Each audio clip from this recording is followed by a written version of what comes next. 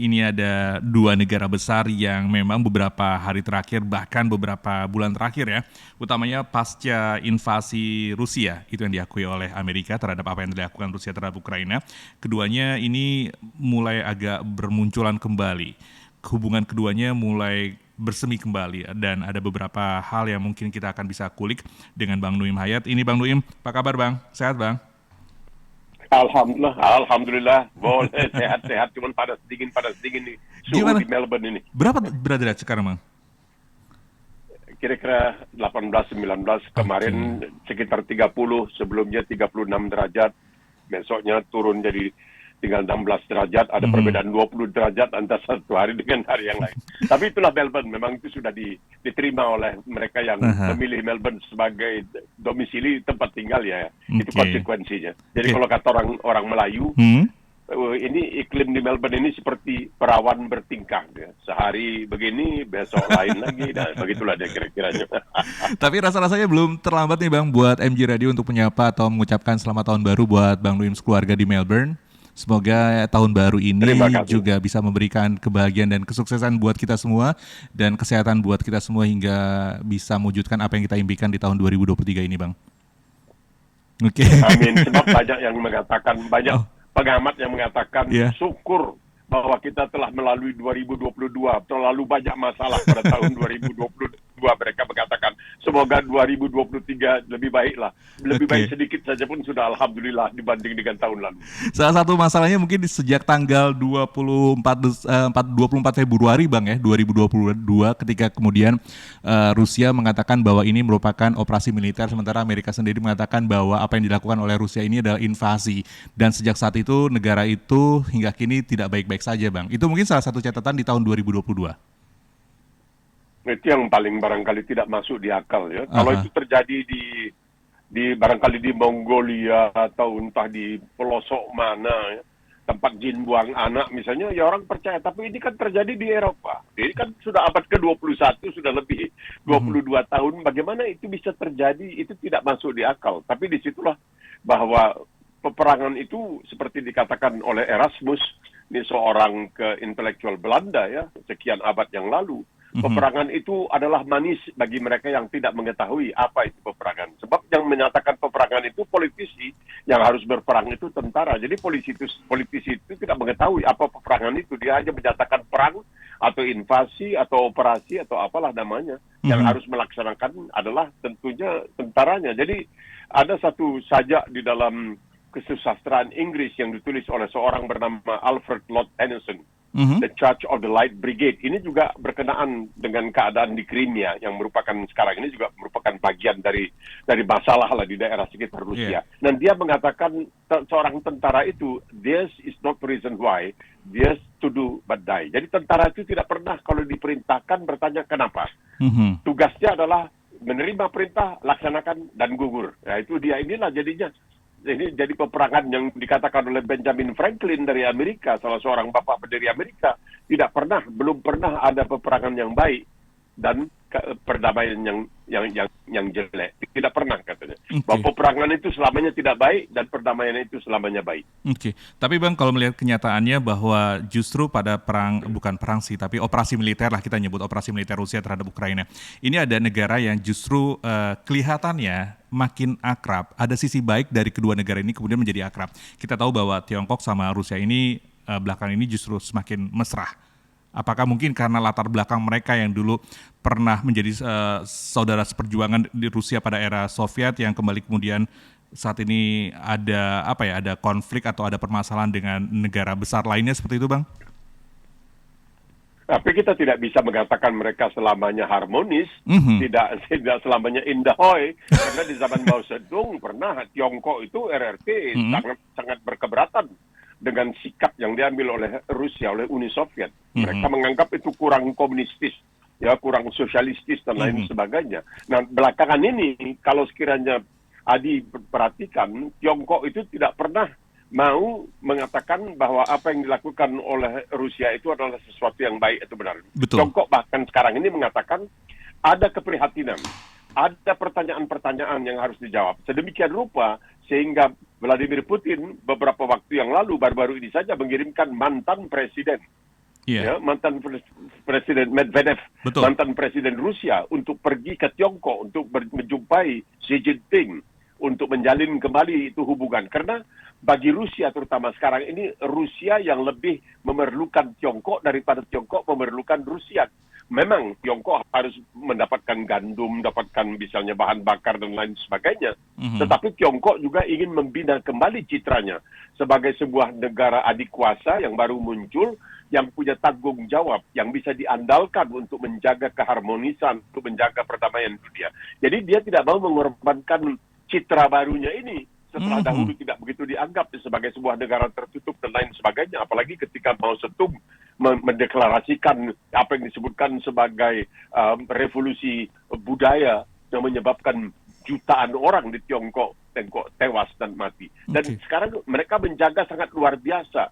Ini Xi Jinping ini setelah terutama apa yang terjadi pada tahun 2022 di Tiongkok sendiri, caranya menangani kasus COVID-19 ini, Xi Jinping harus hati-hati. Karena sekarang mulai banyak yang mengatakan bahwa cara Xi Jinping, ini bukan orang lain ya, karena dia yang paling berkuasa di situ.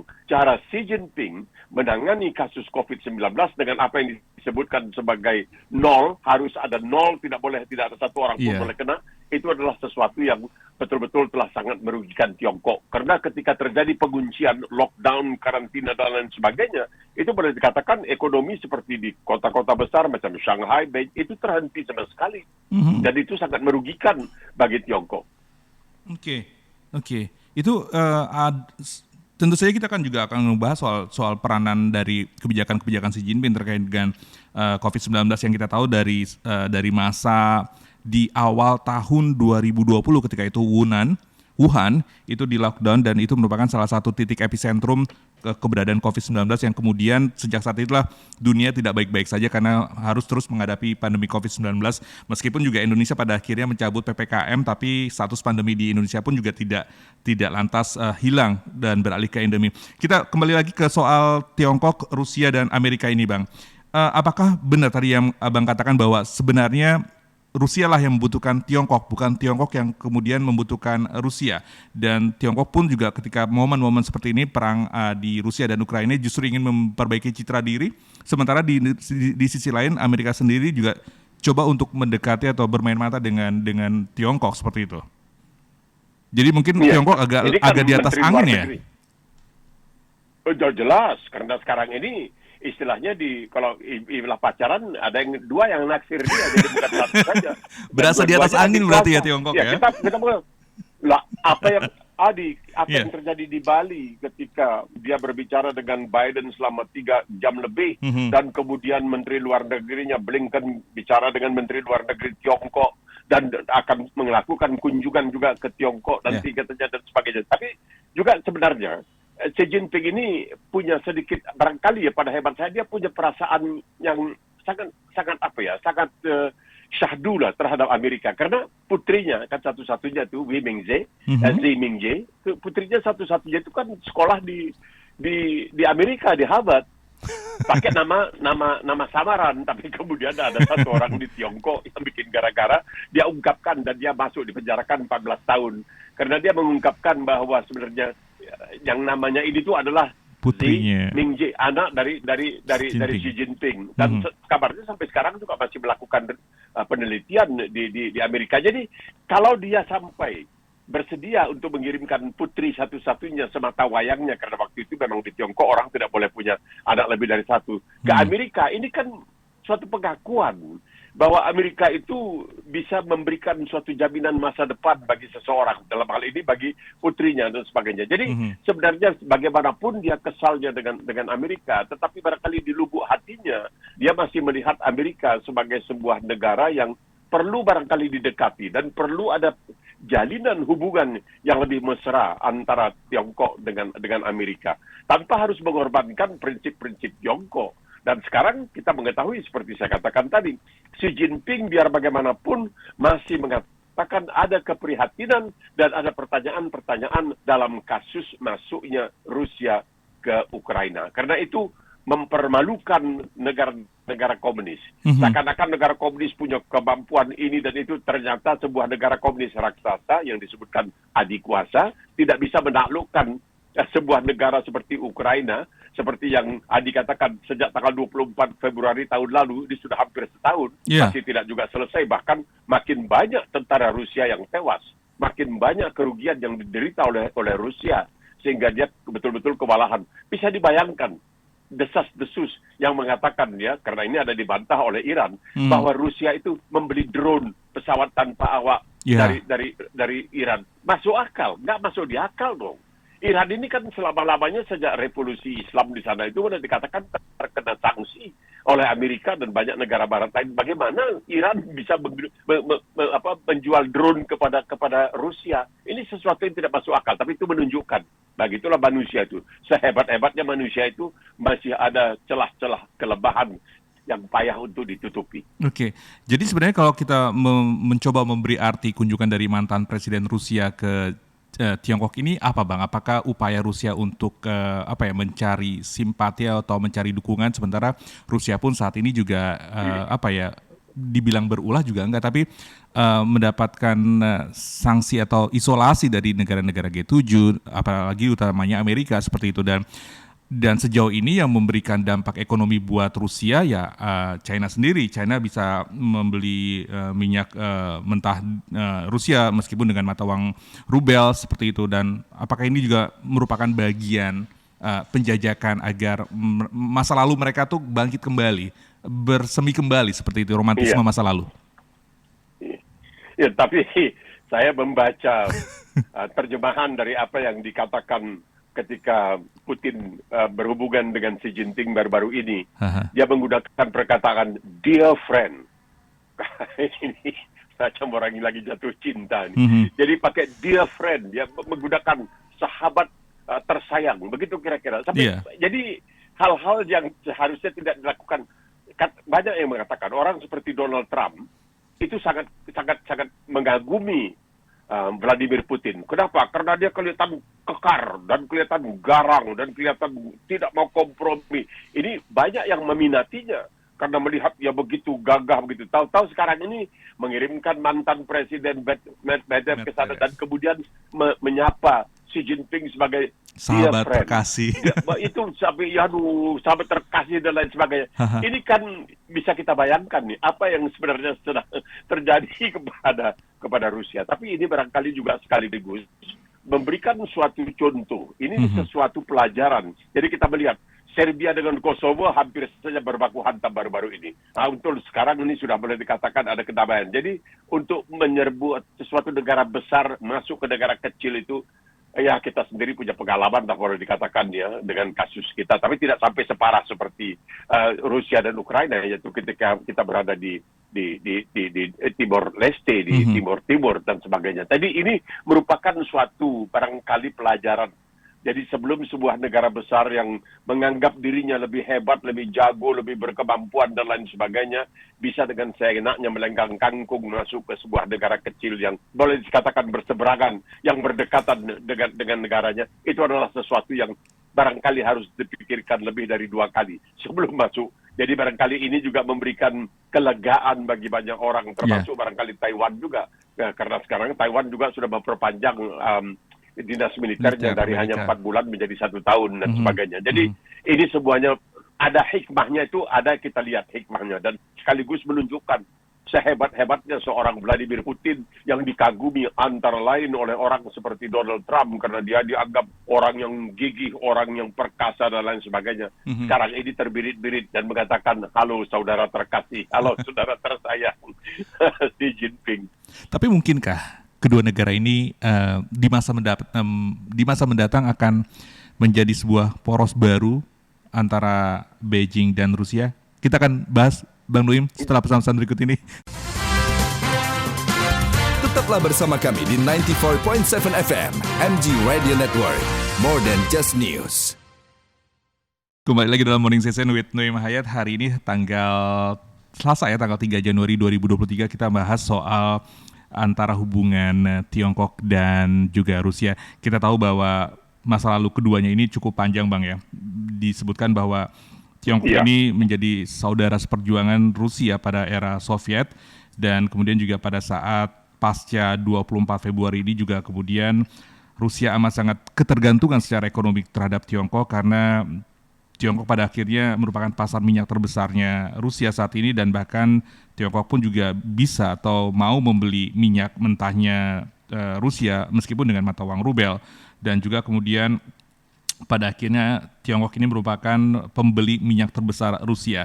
Tapi di sisi lain, kalau kita bicara soal konflik antara Rusia dan Ukraina, kemarin juga Presiden Tiongkok Xi Jinping bahkan mengatakan kepada mantan Presiden Rusia, seperti tadi Bang Nui mengatakan, bahwa pihak-pihak terkait dengan krisis Ukraina harus tetap rasional dan menahan diri. Ini mungkin lebih reverse to Rusianya, ke Putinnya. Jadi ada dua sisi di ekonomi, mereka keduanya saling ketergantungan, meskipun dominan yang tergantung itu adalah Rusia. Tapi secara militer, Xi Jinping, Tiongkok ini benar-benar memiliki posisi yang tegas. Apakah kemudian ini bisa menjadi sebuah ganjalan untuk Rusia memiliki romantisme yang berkepanjangan atau mengembalikan romantisme masa lalu, Bang Noim? Ya, masalahnya sekarang ini dikatakan Tuhan menciptakan langit dan bumi, yang selebihnya buatan Tiongkok.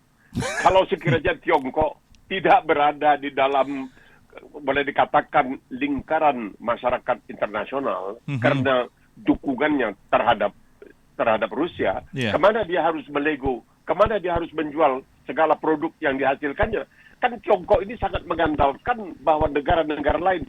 Kalau Adi sekarang lihat di Australia ini, itu mobil SUV Haval buatan Tiongkok, mobil misalnya Great Wall dan lain sebagainya, itu banyak sekali di sini, dan itu harus dijual. Itu harus dijual demi kemakmuran rakyatnya, demi kemakmuran negaranya. Kalau sekiranya dia misalnya tidak berhubungan baik dengan masyarakat internasional karena dia menunjukkan keberpihakan kepada Rusia, kemana ini harus dilego? Kemana? Ke Rusia? Tidak mungkin. Sebab Adi mesti lihat, begitu banyaknya mahasiswa-mahasiswi dari Tiongkok yang belajar di Australia, belajar di Selandia Baru, belajar seperti saya katakan tadi, bahkan Putri Xi Jinping, kenapa mereka tidak mengirimkan anak-anak mereka ke Rusia? Di Rusia juga ada universitas, kenapa tidak dikirimkan? Mungkin barangkali mereka pernah membaca apa yang pernah dikatakan oleh Kwame Nkrumah.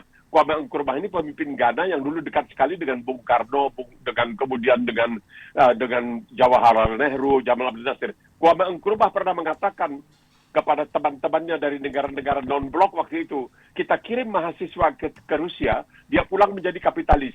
Kita kirim mahasiswa ke Amerika, dia pulang menjadi komunis. Katanya, nggak tahu kenapa terjadi itu. Nah, ini tidak mungkin Tiongkok memisahkan diri. Dia ingin untuk tetap terus dipandang sebagai sebuah negara yang boleh dikatakan rasional, tidak dengan menggebu-gebu membela Rusia dan lain sebagainya, karena ini penting untuk menjaga citranya supaya dia masih bisa diandalkan sebagai negara yang besar yang punya rasa tanggung jawab terhadap keamanan umat manusia secara keseluruhan. Bagaimanapun ekonomi Rusia itu berapa? 1% barangkali dari ekonomi dunia. Amerika 25%. Tiongkok sebagai sekarang ekonomi kedua terbesar setelah dahulu Jepang sebagai ekonomi kedua terbesar. Sekarang Jepang yang ketiga, Korea Selatan dan lain sebagainya. Tidak mungkin Tiongkok begitu gegabah untuk melupakan semua lawan-lawan dagangnya ini kalau misalnya sampai dia berpihak 100% kepada Rusia. Kita melihat, jangan lupa, India saja yang begitu dekat dengan Rusia pun memang tidak mau melakukan pengutukan secara langsung, tapi juga tidak membela apa yang dilakukan oleh Rusia terhadap Ukraina. Oke, jadi citra diri ini sebenarnya investasi jangka panjangkah buat Tiongkok agar tetap dipandang baik oleh masyarakat atau pergaulan internasional ketimbang mendukung apa yang dilakukan oleh Rusia? Mendukung Rusia maksudnya? Ya, jelas dong. Iya, karena apa? Yang paling penting itu perut sejengkal. Itu yang paling penting. Kalau sekiranya tidak berdagang dengan bagian-bagian lain dunia, dan hanya misalnya terbatas kepada Rusia karena dia kelihatan membela Rusia, kan Rusia sekarang ini terkena sanksi juga oleh negara-negara, terutama negara-negara Barat, NATO dan lain sebagainya, dan banyak negaranya, termasuk Australia, memberikan sanksinya terhadap Rusia. Nah, itu tidak bisa, kalau sampai itu terjadi, Tiongkok akan kewalahan. Tiongkok juga menyadari semua ini. Tiongkok mengetahui bahwa dia harus berdagang dan untuk demi kesejahteraan rakyatnya, untuk kesejahteraan negaranya. Oleh sebab itu dia harus hati-hati, harus terlihat sebagai negara yang punya wibawa dan punya rasa keadilan yang bisa diandalkan. Ini penting untuk Tiongkok. Oleh sebab itu, makanya Tiongkok tidak mau 100% berpihak kepada Rusia. Ya, mengatakan dan kemudian sekarang ini mengharapkan bahwa apa yang terjadi antara Rusia dengan Ukraina semoga bisa diselesaikan dengan cara damai dan lain sebagainya.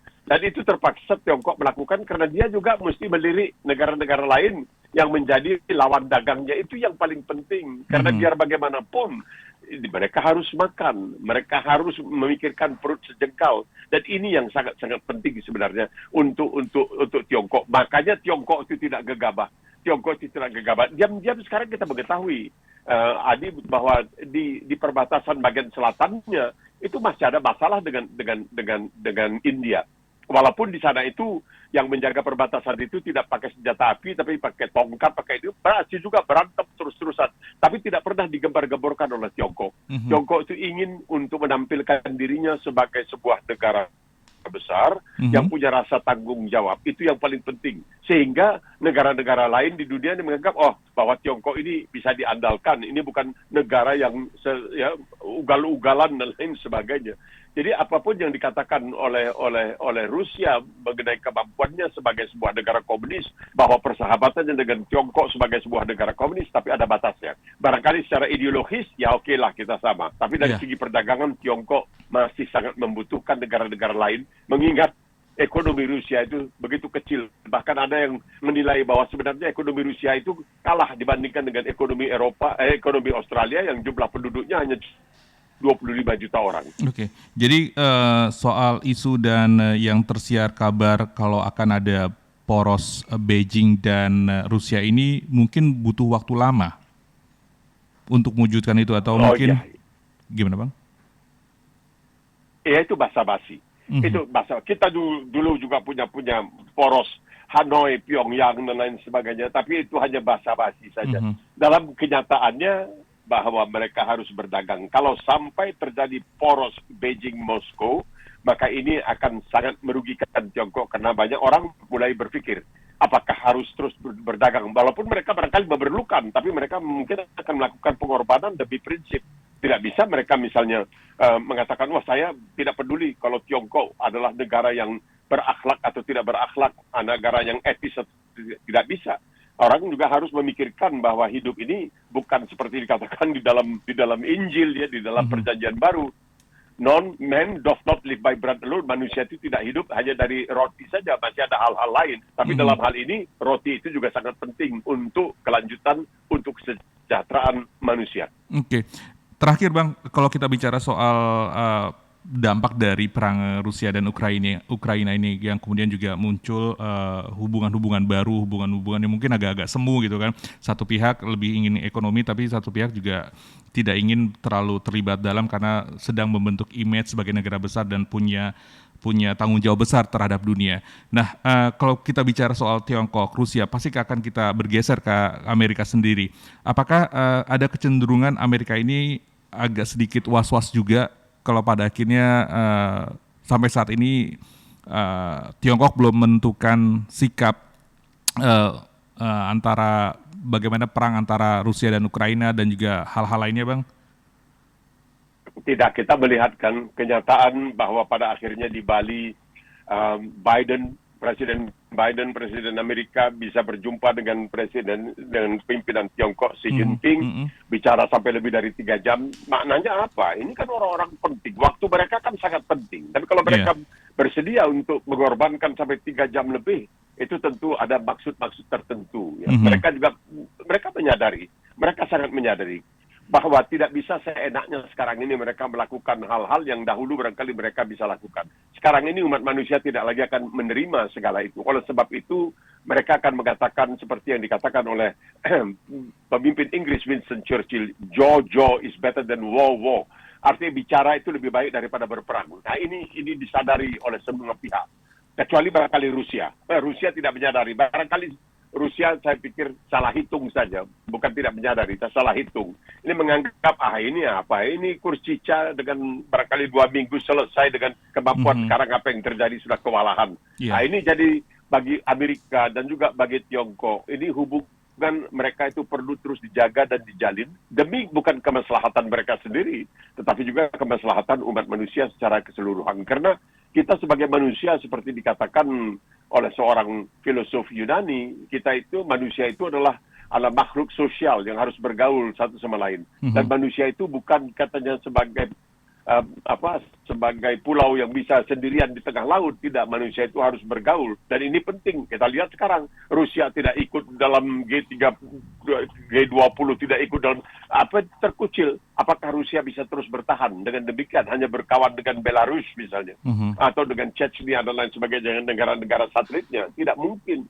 Dia juga harus ingin masuk kembali ke lingkaran masyarakat internasional. Oke, bicara itu lebih baik daripada perang, dan mungkin juga Presiden Putin juga mengharapkan Presiden Xi Jinping melakukan kunjungan kenegaraan awal di tahun 2023 ini, dan kita nggak tahu ke depannya seperti apa. Apakah sudah hampir 1 tahun sejak 24 Februari perang Rusia dengan Ukraina, dan muncul berbagai permasalahan baru, terutama soal ekonomi nih yang kemudian juga tidak baik-baik saja gitu kan. Terakhir Presiden Putin mengatakan membuat sebuah dekret untuk menghentikan ekspor minyak per tanggal 5 Februari. Yang jelas ini kita berharap tidak banyak berimbasnya kepada masyarakat dunia, tapi kalaupun juga berimbas, ini kita semua warga masyarakat dunia bisa mengantisipasinya agar tidak ada lagi krisis energi, meskipun ada upaya-upaya untuk Rusia untuk melakukan menahan ekspor minyak mentah ke negara-negara G7 dan lain-lainnya. Bang Nuim, nanti di segmen berikutnya maaf. Kalau sekiranya dia tidak menjual minyaknya, gasnya, dia mau makan dari mana? Dia tidak bisa hanya menyimpan itu. Apakah dia punya kemampuan, punya gudang untuk menyimpan itu? Tidak juga kan? Iya.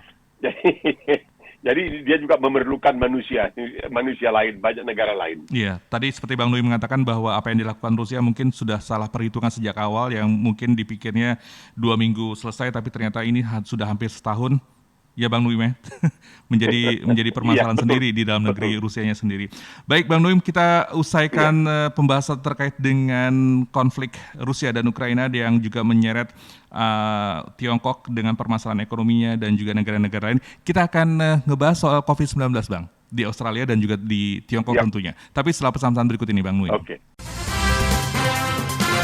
Tetaplah bersama kami di 94.7 FM MG Radio Network. More than just news. Masih di Morning Session with Nuim Hayat di hari ini Selasa tanggal 3 Januari 2022, dan Bang Nuim di sisa waktu kita di hingga pukul 11 ini kita bahas soal COVID-19 Bang Nuim. Dan seperti kita ketahui bersama Bang Nuim, di tanggal 30 Desember 2022 kemarin, bangsa Indonesia itu mendapatkan seperti kado akhir tahun, di mana Presiden Joko Widodo pada akhirnya mencabut status PPKM, yaitu pemberlakuan pembatasan kegiatan masyarakat yang selama ini itu benar-benar ketat ya, dari PPKM level 1 sampai dengan level 4. Bahkan sebelumnya di awal-awal pandemi itu kita kenal dengan PSBB, kemudian juga PPKM, PPKM mikro, PPKM darurat, PPKM level 1 sampai level 4, dan kemudian pada akhirnya tanggal 30 Desember 2022 itu dicabut. Dan tapi Presiden mengatakan bahwa meskipun PPKM dicabut, tapi protokol kesehatan tetap dijaga, penggunaan masker di dalam dan di ruangan juga terus dikenakan. Kalau di Australia sendiri gimana Bang? Saat ini kondisi PPKM atau PPKM, kalau di Australia apa yang dikenal istilahnya Bang? Kalau PPKM di Indonesia, kalau di Australia? Kalau mau dikatakan takluk, ya takluk artinya ya hidup berdampingan secara damai dengan COVID-19. Okay. Karena bagaimana baru berhadapan dengan satu mutasi, satu jenis, timbul jenis lain, Omicron dan lain sebagainya. Itu kan dikatakan kalau terus-terusan harus dihadapi seperti Tiongkok menghadapinya sebelumnya ya, dengan apa yang mereka sebutkan pendekatan nol, ya, zero, nol. Artinya kalau ada satu orang di Jakarta kena, seluruh Jakarta ditutup, ya, tidak boleh. Lalu diadakan penyemprotan ke udara, katanya. Dilakukan penyemprotan ke udara. Kemudian terus rakyat dicekokin lah kalau mau dikatakan, dengan laporan-laporan yang mengatakan wah ini tindakan yang paling benar dan lain sebagainya. Ternyata semuanya salah. ini Omicron atau COVID-19 Delta. ini, Hadi, ini luar biasa hikmahnya. Itu menunjukkan di zaman abad ke-21 ketika manusia sudah sampai ke bulan, sudah itu semua punya senjata nuklir, lalu berhadapan dengan COVID ini, coronavirus ini, manusia tidak berdaya sama sekali. Tiongkok sebelumnya tidak mau dan punya narasinya yang kemudian disebarluaskan oleh media-media yang dikuasai oleh pemerintah, mengatakan inilah tindakan yang paling benar. Salah kalau sekiranya orang mengatakan harus hidup berdampingan dengan COVID-19, dengan coronavirus. Salah dan sebagainya. Akhirnya mereka mengatakan apa? Ya apa boleh buat? Tidak bisa. Dan malahan Tiongkok ini juga sekarang mulai melihat ke dalam sini, introspeksi. Dia mulai introspeksi untuk melihat dirinya. Kenapa dia tetap bersikeras waktu itu untuk melakukan lockdown? Kedua, kenapa terus bersikeras menggunakan vaksin yang dihasilkan seperti Sinovac? Ya. Kenapa tidak beli dari luar? Kenapa tidak beli misalnya Pfizer, AstraZeneca yang terbukti jauh lebih ampuh dari yang dihasilkan oleh Tiongkok sendiri? Pada dasarnya, pada awalnya memang Sinovac itu ya oke. Tetapi kan kita dikatakan bahwa virus ini berkembang, jadi harus dihadapi dengan vaksin lain. Ya, bukan apa-apa. Saya sendiri di Australia mendapatkan 2 AstraZeneca, kemudian Pfizer, kemudian Moderna. Dan jadi dicoba saja yang lain nanti. Itu atas pilihan saya. Moderna itu atas permintaan saya. Ditawarkan Pfizer, saya minta Moderna. Karena waktu disuntik Pfizer itu seakan-akan agak berdebar-debar jantung. Barangkali tidak ada hubungannya, tapi ialah sebagai manusia awam kita mulai 2 tambah 2 sama dengan 5 begitu kira-kira. Nah, ini Tiongkok tidak mau. Tiongkok dari sejak awal itu tidak mau mengakui bahwa ada masalah. Ketika Dr. Li Wenliang di Wuhan mengatakan ini ada masalah besar. Masalahnya adalah coronavirus. Dia dikuliahi oleh polisi habis-habisan. Akhirnya dia juga meninggal tidak lama setelah itu. Dan ternyata apa? Segala yang dicoba oleh Tiongkok dengan caranya sendiri, dengan cara Tiongkok dan lain sebagainya, itu tidak berhasil. Dan sekarang dia harus mengakui, ya sudahlah, kita batalkan semua itu dan kita seperti Singapura, seperti negara lain, seperti Australia, hidup berdampingan dengan corona. Karena ini sesuatu yang hampir tidak masuk di akal betul-betul apa yang terjadi. Kalau diikuti terus dengan melakukan lockdown, penguncian dan lain sebagainya, hancur. Ini dunia ini hancur, ekonomi barangkali hancur lebur semuanya. Iya. Karena memang di situasi pandemi COVID-19 di Tiongkok sendiri membuat banyak pihak ini resah, Bang Nuim. Karena banyak negara mengatakan bahwa di bawah kepemimpinan Xi Jinping, kondisi maupun secara statistik dan angka ini terkait dengan kondisi di dalam negerinya ini sangat-sangat tertutup. Bahkan pada jelang akhir tahun di tanggal 30 Desember, WHO mengatakan bahwa mereka bertemu dengan pihak otoritas dan mendesak agar Beijing terbuka terkait dengan data penularan virus COVID-19 ini. Apa sebenarnya motivasi di balik semua itu, Bang Nuim? Ya karena selama ini ditutupi seakan-akan mengatakan pemerintah yang paling tahu. Dan apa yang dilakukan? Ya, apa yang dilakukan oleh pemerintah itu yang paling benar. Nah, yang barangkali bagi pemerintah sendiri, ya bagi Xi Jinping sendiri, sekarang kabarnya dia mulai mau mencari siapa ini yang harus dikambing hitamkan. Karena selama ini tindakan-tindakan itu seakan-akan hanya buah pikiran dari Xi Jinping. Bukan masukan daripada ahli-ahlinya, tapi dari buah pikiran Xi Jinping. Ini biasalah kalau di negara seperti di Tiongkok, ya seperti itu. Tapi ini tidak berhasil. Jadi sekarang mau dicari siapa yang bisa dikambing hitamkan ini. Dan karena apa, Adi? Masalahnya di Tiongkok itu tidak terbayangkan adanya oposisi. Kemudian setelah terjadi apa yang disebutkan sebagai approach, ya, dynamic zero approach, atau pendekatan nol dinamis yang dilakukan oleh Xi Jinping itu, mulai ada berita-berita di WhatsApp dan lain sebagainya, di medsos lah, yang bertentangan dengan apa yang disampaikan oleh pemerintah kepada rakyat. Rakyat mulai gelisah karena mereka tidak bisa keluar rumah, mereka tidak bisa, dan kemudian terjadi ada kematian yang seharusnya kata mereka tidak perlu terjadi kematian, tapi karena orang tidak boleh, karena ada kebakaran dan lain sebagainya, karena orang tidak boleh keluar rumah dan lain sebagainya. Dan mulai ada semacam gerakan-gerakan perlawanan di kalangan rakyat. Nah, ini tidak bisa diterima. Karena bagaimanapun bagi Tiongkok, bagi Xi Jinping, dan bagi jajaran penguasa di Tiongkok, mereka tidak akan bisa melupakan apa yang pernah terjadi di lapangan Tiananmen dalam tahun 1989. Itu mereka tidak bisa merasa sama sekali, tidak bisa menduga dalam barangkali impian yang paling buruk pun mereka tidak akan bisa menduga bahwa akan terjadi suatu gerakan yang begitu hebat. Yang sampai sekarang gambaran yang paling hebat itu orang yang membawa kantong kertas berdiri di depan tank.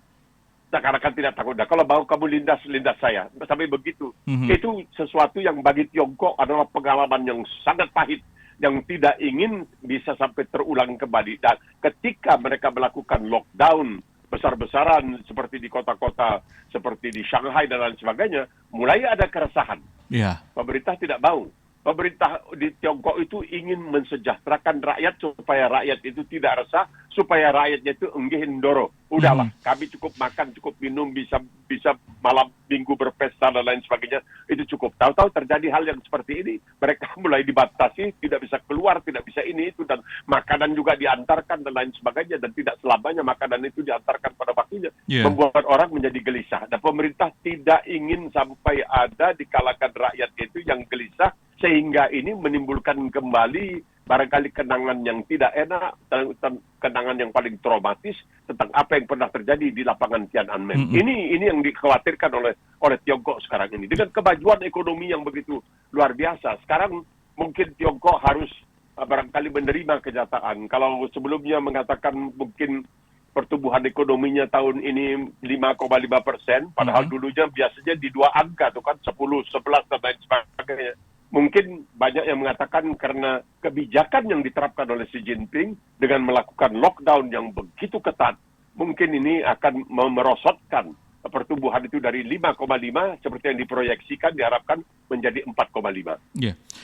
Kalau misalkan kita mengutip apa yang disampaikan oleh Xi Jinping di tahun baru kemarin, mengatakan bahwa Presiden Xi Jinping ini menyuruhkan lebih banyak upaya dan persatuan di negara itu untuk memerangi pandemi. Ini disampaikan Xi Jinping pada pidato tahun baru pada hari Minggu. Dan dalam kesempatan itu juga, Xi Jinping mengatakan bahwa Tiongkok telah mengatasi kesulitan dan tantangan yang belum pernah terjadi sebelumnya dalam pertempuran melawan COVID-19. Ia menjabarkan bahwa kebijakan penanganan COVID di Tiongkok dioptimalisasi tergantung dari situasi dan kondisi yang ada. Tapi ternyata kita juga masyarakat dunia pun juga tidak bisa menutup mata dengan kejadian-kejadian kayak gini kan. Banyak hal kemudian kebijakan-kebijakan di luar pun juga pada akhirnya melihat apa yang terjadi di China. Ini kemudian seperti di Australia pun juga memiliki kebijakan-kebijakan agar penularan dari Tiongkok ini tidak terjadi di Australia dan Kanada. Sejauh ini kebijakan dari pemerintah Australia sendiri terkait dengan kedatangan pelaku perjalanan luar negeri dari Tiongkok ini bagaimana, Bang Nuim? Nah, ini menarik sekali. Karena sebenarnya selama ini pemerintah Australia itu selalu mengatakan kami dipandu oleh para ahli. Nah, ini ahli kesehatan ini, Paul Kelly, ahli kesehatan mengatakan tidak perlu turis-turis wisatawan yang datang dari Tiongkok tidak perlu untuk diperiksa dan lain sebagainya. Pemerintah bilang enggak. Pemerintah bilang tidak. Sebelum mereka berangkat, mereka mesti tes dulu. Mereka mesti diuji. Ini berbeda. Sekali ini saya kaget betul bahwa pemerintah tidak menerima masukan yang disampaikan oleh ahlinya. Padahal selama ini Australia itu selalu mengatakan kami dipandu oleh para ahli. Kami tidak lancang, tidak bikin keputusan seenaknya saja karena kami politisi, kami bukan ahli kesehatan. Nah sekarang ahli kesehatan mengatakan dibiarkan saja mereka masuk. Tapi pemerintah Australia mengatakan tidak. Mereka harus dicek dulu, harus dites sebelum berangkat ke Australia. Tapi banyak juga bukan hanya Australia ya, juga beberapa negara lain juga melakukan hal yang sama. Tapi ada juga negara-negara lain yang memang sudah barangkali kewalahan karena pemasukan dari turisme ini dari para wisata ini tidak lagi begitu deras seperti di masa lalu. Ya mereka mengatakan aduh terima kasihlah kalau misalnya datang wisatawan dari Tiongkok, ini syukurlah karena biasanya ada yang mengatakan susahnya wisatawan dari Tiongkok ini kadang-kadang diharapkan bisa menghabiskan uang, tapi mereka itu ketika berangkat dari sana sudah ada yang mengatur, ketika sampai di suatu negara sudah ada yang menampung, makannya ditentukan, ini belanjanya ditentukan, sehingga kadang-kadang merugikan juga pengusaha-pengusaha setempat. Itu cerita yang kita terima dari beberapa negara yang biasanya sangat mengandalkan kedatangan para wisatawan dari Tiongkok. Karena ya Tiongkok ini kan pinternya luar biasa. Kalau tidak bagaimana mereka bisa menjadi semacam dikatakan adalah pusat manufaktur dunia, pusat produksi dunia karena kepintaran itu. Jadi mereka bisa menawarkan biaya pesawat yang lebih rendah dari perusahaan-perusahaan penerbangan lainnya, karena mereka mengatur semuanya. Itu seakan-akan ya bisa dikatakan monopoli lah, kalau mau dikatakan monopoli, tapi tidak begitu kentara. Namun demikian tetap saja wisatawan dari Tiongkok ini sangat disambut sekarang ini, karena biar bagaimanapun pasti mereka akan mengeluarkan uang ya untuk berbelanja di negara yang mereka kunjungi. Iya, karena memang terakhir Menteri Kesehatan Australia Mark Butler mengatakan bahwa pemerintah telah memutuskan dengan sangat hati-hati untuk meminta pengunjung menunjukkan tes negatif yang diambil dalam waktu 48 jam setelah keberangkatan mereka. Dan di negara-negara lain juga mengatakan bahwa sebenarnya salah satunya nih ya, Australia dan Kanada juga memberlakukan kebijakan yang sama gitu kan. Dan beberapa hari sebelumnya juga pemerintah Inggris, Perancis, Spanyol, Korea Selatan, Italia, Jepang, India, Malaysia, Taiwan, dan Amerika Serikat sendiri juga mewajibkan aturan yang sama. Tapi di dalam negerinya sendiri di Tiongkok mengatakan bahwa apa yang dilakukan oleh negara-negara lain itu justru tidak berdasarkan fakta dan bertentangan dengan kebenaran. Denying. Padahal WHO sebagai lembaga kesehatan dunia itu sendiri telah meminta Tiongkok untuk fair membuka data secara statistik sebenarnya berapa jumlah warga yang terdampak ataupun terpapar dari virus COVID-19. Kenapa ngeyel ya Bang? Kan bocor, tidak bisa ditutup-tutupi. Kelihatan karung-karung plastik bersusun begitu banyak, orang menunggu untuk melakukan perabuan atau kremasi dan lain sebagainya begitu banyak. Dan satu laporan mengatakan pada satu hari sempat 37 juta orang katanya terpapar, ya, terbukti positif dan lain sebagainya. Tidak mungkinlah di dalam keadaan seperti sekarang ini di sebuah negara dengan kemajuan teknologi yang begitu hebat seperti Tiongkok ini bisa disembunyikan. Jadi Tiongkok mesti menyadari, daripada dia berdusta dan kecolongan dan ketahuan oleh orang lain dia berdusta, lebih bagus dia menyatakan apa adanya. Karena bukan dia sendiri yang menderita dalam hal ini. Amerika itu juga menderita setengah mati, paling banyak jatuh korban juga di sana. Jadi untuk Tiongkok sebenarnya ini mungkin merupakan hikmahnya suatu pelajaran. Ada hal-hal tertentu yang memang tidak bisa ditutupi oleh manusia. Biar sepandai-pandainya manusia itu tidak bisa. Karena kita melihat, saya tidak tahu apakah di televisi di Indonesia juga, tapi televisi di Australia menunjukkan bungkusan-bungkusan karung-karung plastik yang dikatakan itu berisikan mayat manusia. Kita melihat keadaan di rumah-rumah sakit yang kasihan benar. Mereka yang harus dirawat di rumah sakit dalam keadaan rumah sakit yang tidak begitu rapih, yang kita sudah terbiasa di Australia di sini. Kita melihat, dan itu tidak bisa disembunyikan. Lalu apa yang ingin dikatakan oleh Tiongkok? Ya, dia bisa mengatakan kami berusaha sekuat tenaga. Itu barangkali yang paling bagus. Karena apa? Adi, kalau kita lihat di Hong Kong saja, keadaan beda. Di Hong Kong yang tidak seketat seperti di Tiongkok daratan, keadaan juga berbeda. Dan tentu orang di Tiongkok sendiri menyadari bahwa di Hong Kong tidak seketat, ya, tidak membuat orang menderita seperti yang dilakukan oleh pemerintah Xi Jinping. Jadi dalam hal ini, apa boleh buat, ya pemerintah barangkali Tiongkok harus menyadari. Ada hal-hal yang bisa narasinya ditentukan oleh pemerintah, ya, bahwa pemerintah itulah pemilik kebenaran. Orang lain tidak memiliki kebenaran, hanya pemerintah yang memiliki kebenaran. Tapi dengan keadaan sekarang ini, pemerintah juga harus menerima kenyataan bahwa bagaimanapun ketatnya penjagaan untuk menyembunyikan apa yang telah terjadi di Tiongkok selama ini tidak bisa dihalangi, terungkap juga. Itu lebih memalukan. Jadi pidato Xi Jinping yang berbicara mengenai soal persatuan dan lain sebagainya, itu sesuatu yang ya boleh dikatakan biasanya Tiongkok mengatakan kita berhadapan, kita mampu menghadapi ini dan ini sebagainya. Sekarang ini mulai lebih internal, lebih mawas diri masuk ke dalam. Jadi ada hikmahnya, adalah boleh dikatakan. Oke. Di awal-awal COVID-19 ini terjadi di Wuhan ini, saya ingat sekali Bang Nuim bahwa pemerintah Tiongkok ini sigap. Mereka membangun sejumlah rumah sakit darurat dan itu bisa diselesaikan dalam beberapa hari.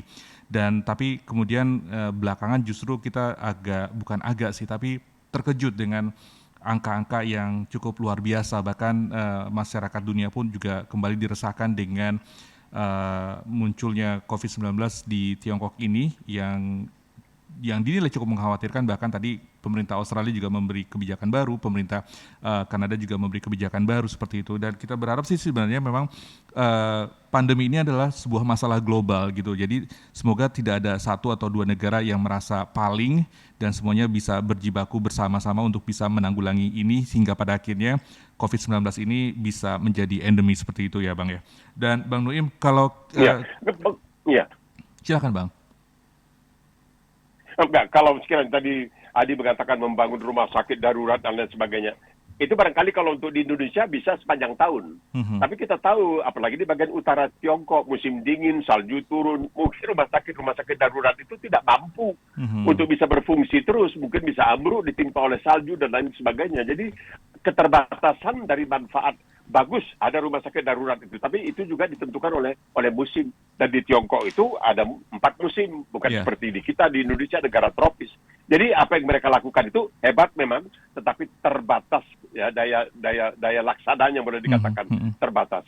Oke, kalau di Australia sendiri sejauh ini apakah masyarakat Australia, terutama Bang Nuim yang saat ini bermukim di Melbourne, sudah cukup melakukan apa ya, istilahnya kegiatan-kegiatan sudah berlangsung normal meskipun masih ada pandemi COVID-19? Singkat aja Bang.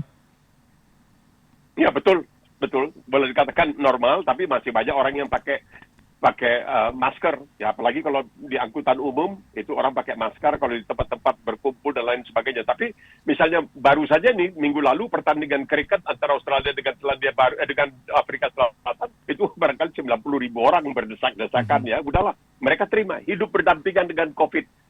Mesti divaksinasi, itu yang penting. Jadi pemerintah mengatakan masih banyak yang tidak percaya vaksinasi, tapi pemerintah mengatakan inilah cara terbaik untuk hidup berdampingan secara damai dengan COVID, yaitu vaksinasi. Baik, memang sejak COVID-19 ini muncul, merebak, dan kemudian juga menjadi wabah dan pandemi di seluruh dunia, kondisi dunia memang sedang tidak baik-baik saja, dan kita berharap bahwa pandemi COVID-19 ini segera berakhir, paling tidak menjadi endemi, dan kita bisa melakukan aktivitas normalnya seperti biasa, tidak memakai masker. Tapi lagi-lagi Presiden Jokowi mengatakan bahwa meskipun PPKM di Indonesia sudah dicabut, kebiasaan baru kita seperti protokol kesehatan dengan menggunakan masker ini tetap dilakukan dan tetap paling tidak kita diingatkan kembali sebenarnya. Untuk membentuk sebuah kebiasaan baru ini cukup lama Bang, dan jangan sampai kemudian kebiasaan baru ini lepas begitu saja seiring dengan PPKM dicabut, karena pada akhirnya kita diajarkan untuk bisa bertanggung jawab pada diri kita sendiri pun juga bisa bertanggung jawab terhadap kesehatan orang lain. Betul. Baik. Betul. Jadi kita macam di Jepang lah, orang Jepang itu dalam keadaan tidak ada COVID dulu pun suka pakai masker.